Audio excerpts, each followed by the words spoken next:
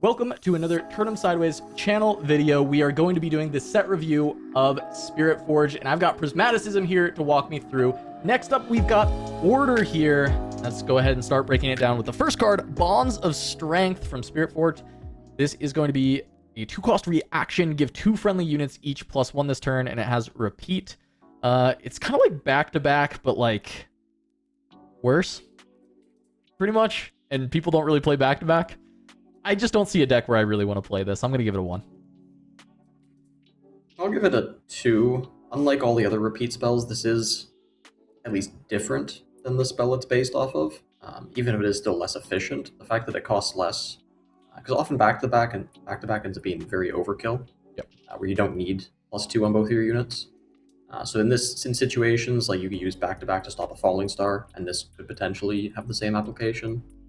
And you can also play it as back-to-back for 1 more mana, and then off of, say, Targon's Peak, you could also hold this open, whereas back-to-back is just more expensive and a lot more telegraphed. Yeah, two being better than 3 is like a common theme often in Riftbound, so I can see that. Eminent Benefactor, when I hold, play 2 Gold Gear tokens exhausted. I mean, it has a couple strikes going against this card. It is under rate at 6 for 5, and then it is a hold trigger, so I'm going to give this a -1. It's a 1. Yeah, it's pretty bad. Yeah, I think it's a 1. I wonder if it was when I conquer, play 2 Gold Gear tokens, it might still be a 1. Yeah, it might still be, and that would be a significantly better card, and that would still potentially be a 1. It's never going to hold. So. Eye of the Herald. When I move, play a 1 Might Recruit token here. This is another card you just kind of have to look at as an Azir card. Like, so this is a 2 energy 2-drop that then has this effect, which I actually think is very strong in Azir. Is it better than Doran's Shield? Sometimes. And because it's sometimes better than Doran's Shield, I'll give it a 5. Because I gave Doran's Shield a 5 for Azir. I think it has to be a 5 in Azir.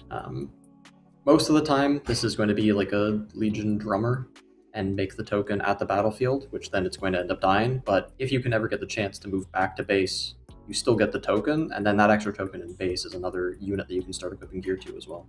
Yeah, so that's big. It's basically like this and Doran Shield, they're almost unplayable anywhere else, so you just kind of evaluate it as your card, and it's like, there you go, it's a 5. Up next, we got Guards. Guards is play a 2 Might Sand Soldier unit token. You may pay a order power to ready it, and it can be hidden. It costs 3. I actually think this is, again, it's an Azir card. I think it's a really nice Azir card. Not quite as good as the make 2 Sand Soldiers for 4, but it does have some cool flexibility with being able to have one enter ready, and accelerate is very strong. I'm going to give it a 4. I think I'm going to give it a 5, honestly. The fact that it's so flexible, where it can be an accelerate unit when you need it, you can hide it, and then just have an extra unit to hold with. And that unit is going to be, it's bigger than a 2 every single time. And then very often your opponent, if they try to use a spell beforehand, then you flip this, get an extra unit out, and that's much better as a hidden card. Yeah, the Weapon Master equip, I guess, is like really valuable, yeah. Honest Broker, Death Knell, play a Gold Gear token exhausted. It is a 2 for 2. Might just be a 5. I think yellow decks are just like all playing this. I think like every yellow deck is pretty much putting this into the deck in some way, shape, or form at this point. But they also got a lot of good 2s. So maybe there's some consideration to some decks not needing this. I'll do a 5, but it might just be a 4. There's a lot of really good 2s now in yellow. I think I'll give it a 4. It is competing with a lot of 2s. Yellow has the most 3 Might, conditional 3 Might units for 2 mana. And it has the same issue as Watchful Sentry, where you're going to end up getting it killed in a suboptimal situation, just to try to get the value out of it sometimes. Up next is Laurent Duelist. This just has Assault 2. This is just not worth it to me. This is a 1. I don't want to play a 4 for 5 vanilla anyway, and this is worse than a 4 for 5 vanilla. Yeah, I agree. It's a 1. Now we've got Royal Guard. When you play a 2 Might Sand Soldier token here. So another Azir card. Another way to generate a Sand Soldier. It is not the most flexible because it's up the +2. Or this the 2 attached from the Royal Guard. But it's not like super unplayable or anything. I'll give it a 3. You still get a Sand Soldier, which is kind of nice for Azir. Yeah, I don't think it's an Azir card, honestly. I think you can make enough Sand Soldier tokens, and it is worse than the repeat spell in green that makes two of them. I do kind of wonder if this is a card that could be played outside of Azir decks, where it gives you the two units like a Faithful Manufactor, but they're a bit bigger. It's probably not good enough for that. Might even be a 2, honestly. Yeah. If Azir is not going to play it, I don't think other decks play it. Yeah, if Azir doesn't play it, this is, yeah, pretty hot garbage. Next up, we've got Sand Shifter. This is when you play me, kill an enemy unit with 3 might or less. It is 5 with 2 power. Power is steep. This one is interesting to me because it doesn't have a battlefield condition, which makes me like it. Like, I think there's a lot of interesting back row units that are at 3 might. But 2 power cost, I feel like you have to be doing something really good, and at least the 6 might body is there. It's like mini Harness Dragon, but it's certainly, the 3 might condition can be a lot worse. I think this is a playable card. It's not particularly good, but I don't think it's that bad. I don't know where I want to play this, though, is my really hard decision to put it between a 2 and a 3. I will say 2, because I don't know where I'm going to want to put this in a deck. I think it's a 1. When I look at this card, I see Carnivorous Snapvine. It's the same cost and stat line, and then I think this effect might be even worse than Carnivorous Snapvines. People really liked that card early on in set 1, and then it fell off completely. Everyone dropped it, yeah. Yeah, I think this card's in the same spot. I could see it. Trusty Ramhound. Well, you have another unit here. I have +1. This is another one of those pseudo, like, 3 might that we've seen out of 2 drops. I have been seeing this as a 3, like, way more often than I see it as a 2. It's, like, very rarely am I seeing it as a 2, because the decks that want to play this are flooding the board a decent amount. However, it's not like every yellow deck can just kind of jam this in and expect it to be a 3. It'll be a 2 more. Like, you'd just play the Poro over it to be a 3 if your deck is not flooding. I'll give it a 4, but I am pretty impressed with this card overall as a 2-drop. Yeah, I think I'll leave it a 4 as well. It's quite nice to have these overstated units for holding, and that is something that yellow likes to do a decent amount in the early game, where you get into a battlefield and then instead of letting a unit die for free, you just keep reinforcing it with more stuff. And it's especially effective when you have these undercosted units. This, or like a Noxus Hopeful, is similar. It does have the drawback where if your opponent can pick off all the other units and leave it as the last one, then it will just end up being a 2. But that's not too common. Yep. All right, up next we've got the Zon Punk. You may kill a friendly gear as an additional cost to play me. When you play me, if you paid the additional cost to kill a gear, this is, some gear removal tech. If you're a deck that makes a lot of gold, I think Zon Punk is a pretty good option as your gear removal. But we have to remember this is the color that has access to salvage, which is one of the better gear removal just baseline, at least from Origins. So hard for me to really want this card. I think I'm going to give it a 2 because I don't think it's like unplayable or anything like that. I just am not convinced I want to play this if I could just play salvage instead. I think I'll give it a 3. It's a worse sideboard card than salvage, but it's possible that you just play it in your main deck, and then at least it's a 3 might unit, even if they don't have any gear to target. It would have to be a pretty gear heavy meta, but if it is, then this is a main deckable gear removal card. Yeah, I could see that. BF Sword. I wanted to hate this card so bad. I was like, this is just expensive and vanilla. Man, has this card been impressive in multiple different decks. And it is maybe too vanilla to straight up be a... Nah, it's a 5, actually. I'm going to give this a 5. This is a weird card for me to want to give a 5. But in both Azir and Fiora, I've been endlessly impressed with this card. So I'm going to just give it a 5.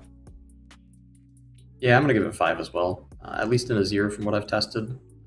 And it's the biggest equipment you can get access to other than Blade of the Rune King, but without the expensive equip cost. And 1 power for 3 might is just an amazing deal in general, even if you are paying for it, honestly. Yeah, and Azir obviously just going to weapon master it every single time, and that's great, but yeah, even for the other decks, the 1 cost is not that bad. Kill Blood Money, kill a unit at a battlefield with 2 might or less. If it was an enemy unit, play a gold gear token exhausted. If it was a friendly unit, play 2 gold gear tokens exhausted. I thought this card was going to be terrible. Kuvi convinced me that it was actually pretty good. She said that she thought it was like the most underrated card of the set. And I was like, that's crazy. And then I saw it get played a little bit and I was like, actually, this card's pretty great. It seems it's like way better than I thought.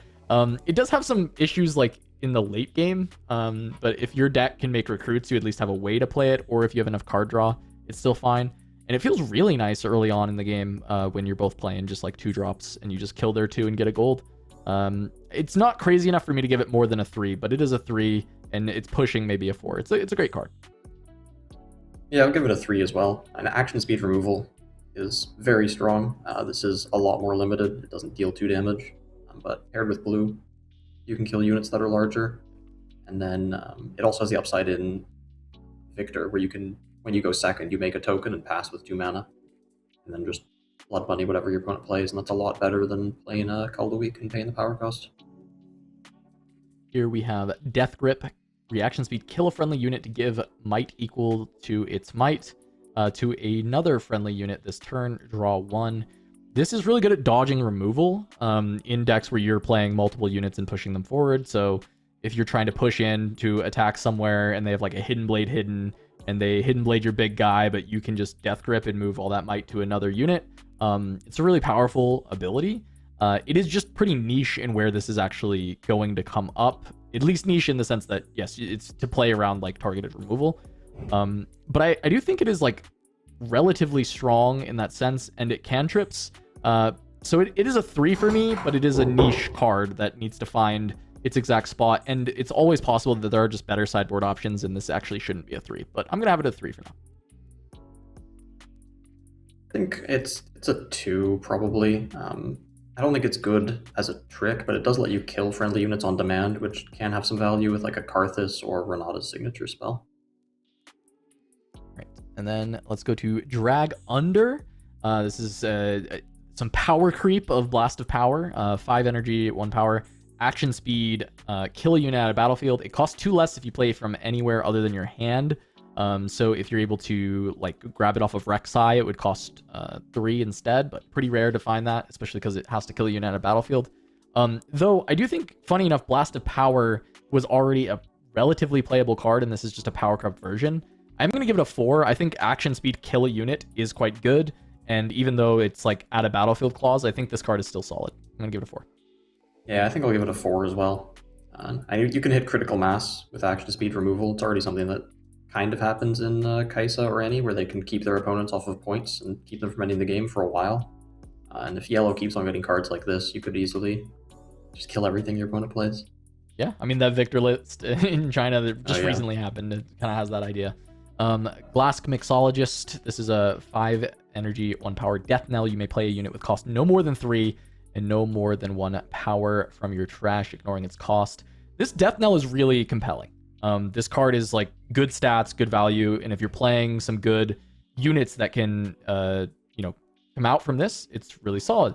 You play a card, you send this in, you trade with something, you death knell, you bring out a Vanguard Captain, you get 5 might rebate. It's pretty good. And then if Karthus ever can become a real deck, like that's some insane value that can come from this. So I'm impressed with this card long term. I don't know how I feel about it in fitting in any decks right now. I'm going to give it a 3 because I think long term Death Knell synergy type stuff, there's like a lot of room for this card to be good. Yeah, I think I'll give it a 3 as well. It is the Spectral Matron effect, but as a Death Knell, which is a decent amount worse overall. Especially if it dies on your opponent's turn and you pull back a captain, you're not going to get the Legion effect. Right. Which is a huge drawback. It's like the, I don't remember his name, but the purple 5-cost unit with a power cost, where when he dies, you discard 2 and draw 2. Yes, I don't remember his that name card, either, that's yeah. a really strong effect. Next up, we've got Rally the Troops. This is a 2-cost action speed. When a friendly unit is played this turn, buff it, draw 1. When I first read this card, I actually thought this card was going to be like not super playable, but what I found is when you play this with just like a Vanguard Captain at 5 energy, this is basically like 2 energy for 3 might and draw 1, which is really strong already. It's not a super early game play, but it gives you a lot of value kind of in the mid to late game with some of these like yellow token strategy decks or like lower to the ground decks. And I've actually been kind of impressed with Rally the Troops. I'm actually going to give it a 4. I think there's a lot of value that this card can provide. Well, that is interesting. That is a lot of might. Are there other combos other than Vanguard Captain that are that strong for it? You play this and then you play like a matron. It's even crazier. Yeah, or you just play a lot of small stuff where some of these decks, like any token decks, can kind of get a lot of value. I think any kind of often, board like, flood. even if you play this and you just get 2 might and a draw, like, that's pretty good. But I think you're often getting more than that.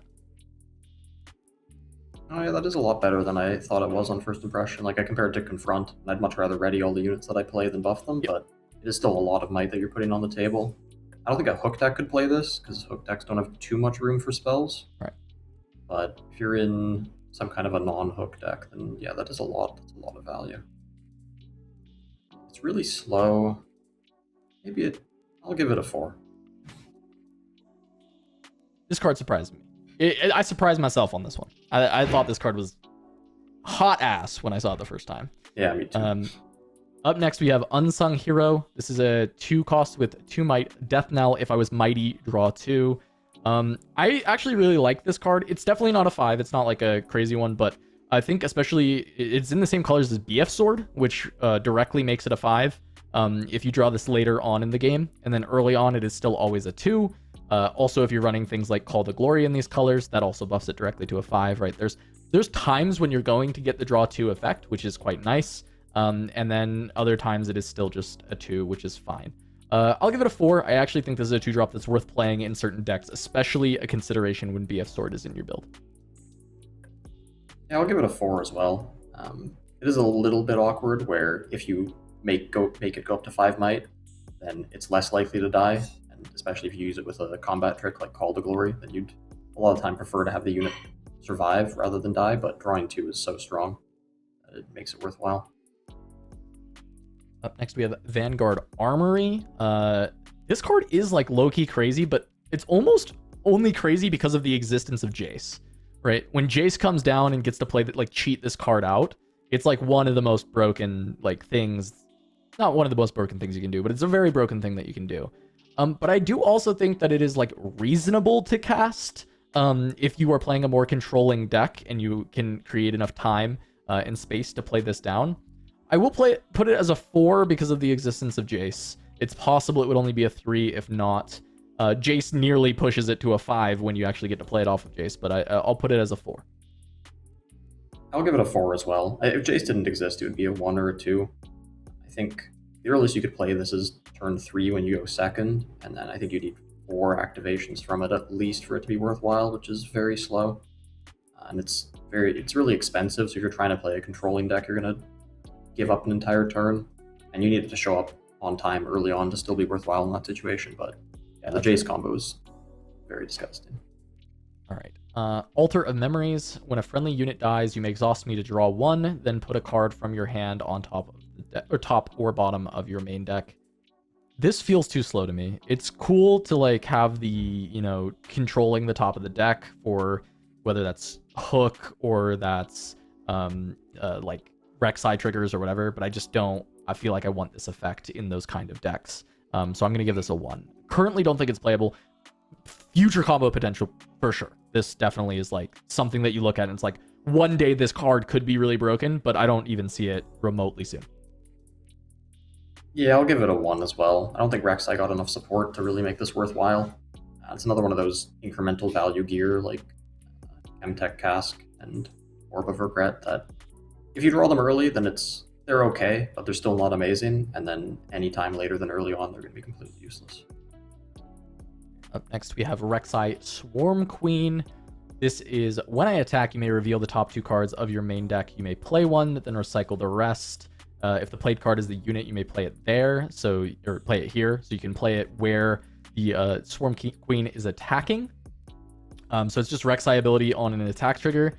It's a bit slow for a deck that I expect wants to be a relatively fast deck, considering the colors that she's in, and the fact that the ability is like very energy heavy, so you don't want to be playing too many big cards. So I struggle to see this being particularly good. I think this like 5 energy, 1 power for 5 might is like such a tough combination, and the ability has to be really strong for it to be good. I'm gonna put this as a 2. I think it's too slow for what Rek'Sai wants to be doing. It's really close to being a 1. I guess I'll make it a 2. It's because it's when I attack instead of when I move to a battlefield, already limited very heavily, and then the power cost. It doesn't do anything too crazy, and stacking multiple units together as attackers is never going to be that great, Because if you play a small unit, let's say you're winning the combat already, the small unit will just die. If you play a bigger unit, then at least your Rek'Sai is going to be trading off immediately. I can never see this getting multiple attack triggers. Up next, we've got Renata Glasc, Industrialist. Your tokens enter ready. This is also a turn 2 play potentially from Champ Zone, but the power cost does hurt that quite a bit.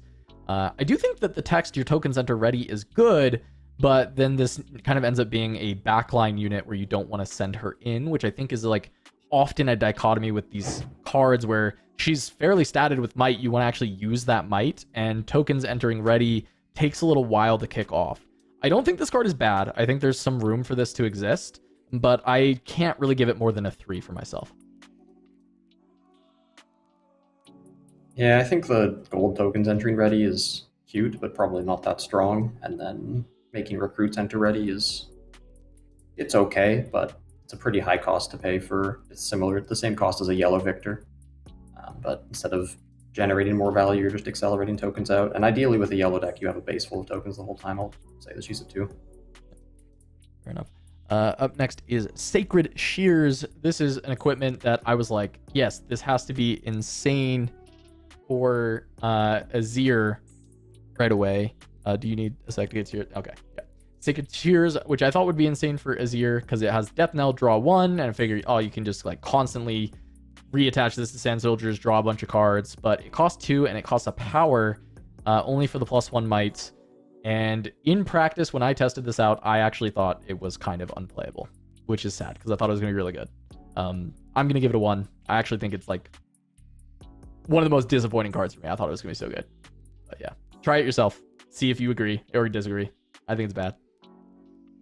I'll give it a 2. It's probably better outside of Azir than in Azir. The issue in Azir is that they're going to kill the Sacred Shears Sand Soldier last every time, so unless you can give it a Doran Shield at the same time to make it tank, that's just not going to happen. And then it's very slow. Like, you're only going to get that one draw once per turn cycle, because if you attack in with several Sand Soldiers at the same time, they kill it last. And then because you're playing stuff like BF Sword and Sterix Gauge, there's better equipment that you want to put onto your units to make them bigger rather than get cards back. Up next is Soraka Wanderer, 4 energy, 1 power for 4 might. I must be assigned combat damage last. If another unit you control here would die. If it has less might than me, instead heal it, exhaust it, and recall it. I think this card will break at some point. My hot take thing is this is a 5, and there is going to be some deck that can abuse this effect really, really well. I haven't found it yet, and it may not exist, but this is my 1. I give myself like 41s when we do this video. This is I'm giving her a 5. I think she'll break. I think this ability is very, very strong. You have to make some kind of repeatable sacrifice that could go infinite with her. Would they do that? I guess repeatable sacrifice. There's also just like you put her on a battlefield with a bunch of stuff stacked with it, and then you just like give her buffs when stuff gets sent in, and she's higher than everything else, and it all just lives. Then you get to reconquer with it all. I don't know. I believe in it. I believe in Raka. It's gonna be crazy. I'll say she's a 3. I think she's gonna die to a spell before she gets to pull that off. Maybe. We'll see. All right, up next is Trove Golem. 8 energy for 9 might, 2 power cost. When you play me, play 4 gold gear tokens exhausted.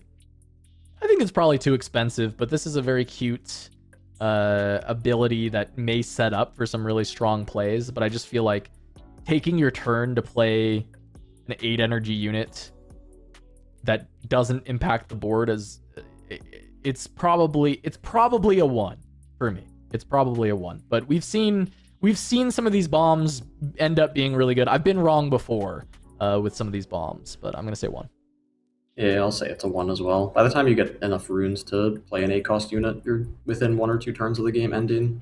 So you're not going to have time to use these older tokens, and you're probably going to lose the game to the opponent's turn after you play it. And Harness Dragon is a much better card at that cost. Up next is Undertitan. When you play me, give your other units +2 might this turn. As I'm revealed from your deck, add 2 energy. I've been testing a bit of Rek'Sai. I think this card is a 5. I think this card is like, when you see this off the top of your deck, you are high rolling, you are winning often, and you look at the top of your deck enough that I think this card is insane. It's also really good to play often. It still has a really good effect attached to it with the +2 to everything. I think this card is crazy. It is just for Rek'Sai. No other deck can play this, but I think it is a crazy card in Rek'Sai. I think I'll say it's a 4. Not sure how consistently you get the add 2 off of Rek'Sai, but I will say that Garen's signature spell, Decisive Strike, is a really good card, and this is basically Decisive Strike on a unit. So I think you could even play this in decks other than Rek'Sai just for the interplay effect, even if you don't have the reveal chance.